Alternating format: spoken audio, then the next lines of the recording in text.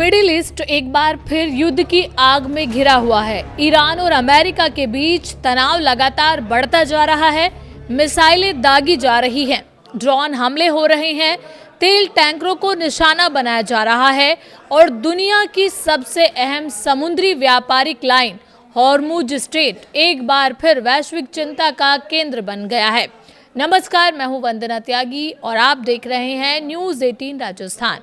आज के इस पॉडकास्ट में हम आपको बताएंगे कि आखिर पिछले 24 घंटे में क्या क्या हुआ, क्यों खार्ग आइलैंड इतना महत्वपूर्ण है, भारत पर इसका क्या असर पड़ सकता है और आगे ये संकट किस दिशा में जा सकता है। आइए सबसे पहले जानते हैं कि पिछले 24 घंटे में क्या हुआ। पिछले 24 घंटों में हालात काफ़ी तेज़ी से बदले हैं। ईरान की रिवोल्यूशनरी गार्ड यानी IRGC ने दावा किया है कि उसने कुवैत और बहरीन में मौजूद अमेरिकी सैन्य ठिकानों पर मिसाइल और ड्रोन हमले किए हैं। ईरान का कहना है कि उसने कुवैत के अली अल सालेम एयरबेस पर मौजूद अमेरिकी MQ-9 reaper drone hangar camp Arifjan में अमेरिकी मिसाइल सिस्टम, रडार और सैटेलाइट कम्युनिकेशन सुविधाओं को निशाना बनाया। दूसरी तरफ अमेरिका की सेंट्रल कमांड यानी सेटकॉम ने भी ईरान के कई सैन्य ठिकानों पर स्ट्राइक करने की जानकारी दी। यानी दोनों देशों की तरफ से जवाबी कार्रवाई लगातार जारी है और फिलहाल तनाव कम होने के कोई संकेत नजर नहीं आ रहे हैं। अब सवाल ये कि बहरीन और कुवैत क्यों बने हैं निशाना। ईरान ने सिर्फ कुवैत ही नहीं बल्कि बहरीन में भी अमेरिकी सैन्य ठिकानों पर हमले का दावा किया है। IRGC का कहना है कि बहरीन के मुहर्रक इलाके में अमेरिकी रडार सिस्टम और एयर डिफेंस नेटवर्क को निशाना बनाया गया।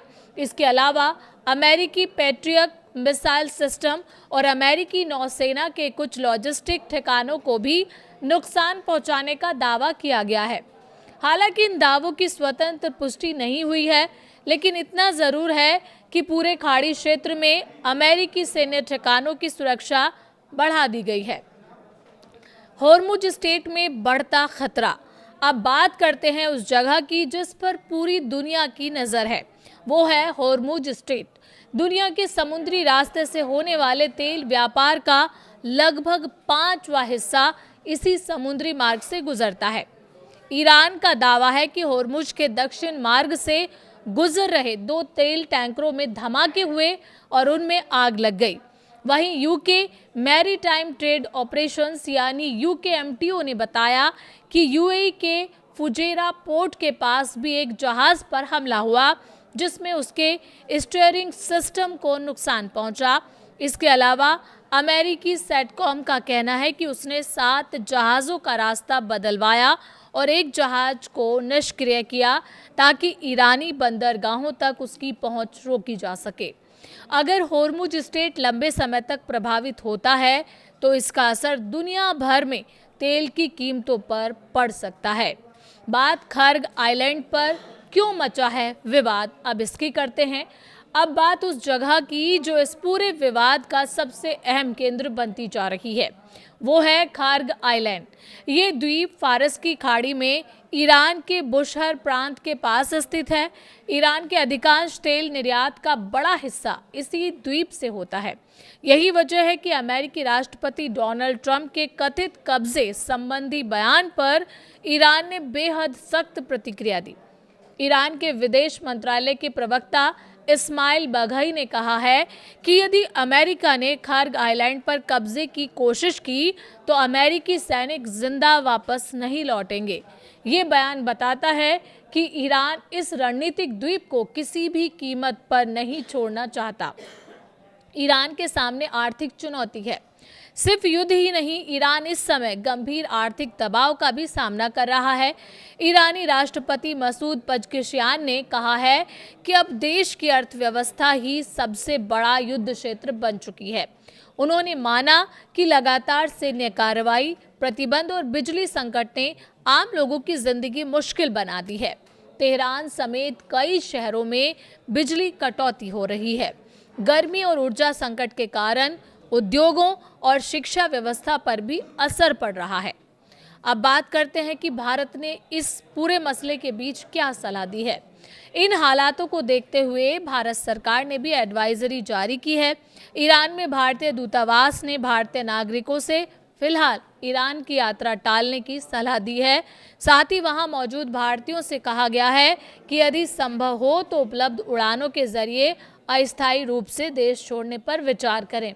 भारत के लिए चिंता इसलिए भी बड़ी है क्योंकि देश अपनी ऊर्जा ज़रूरतों का बड़ा हिस्सा खाड़ी क्षेत्र से पूरा करता है।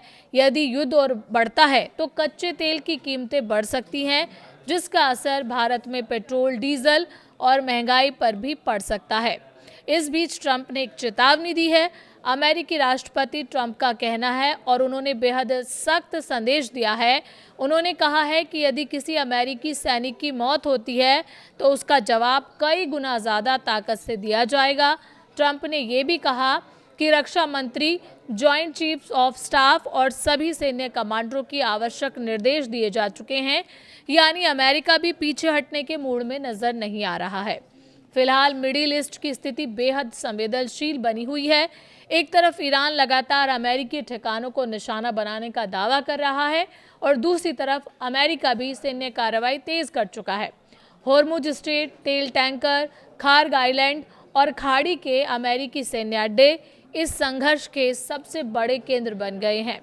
यदि ये तनाव और बढ़ता है तो इसका असर सिर्फ मिडिल ईस्ट तक सीमित नहीं रहेगा, बल्कि पूरी दुनिया की अर्थव्यवस्था, तेल बाजार और वैश्विक सुरक्षा पर भी पड़ेगा। फिलहाल पूरी दुनिया की नज़र इस बात पर है कि आने वाले दिनों में कूटनीति इस युद्ध को रोक पाएगी या फिर ये संघर्ष और व्यापक रूप लेगा।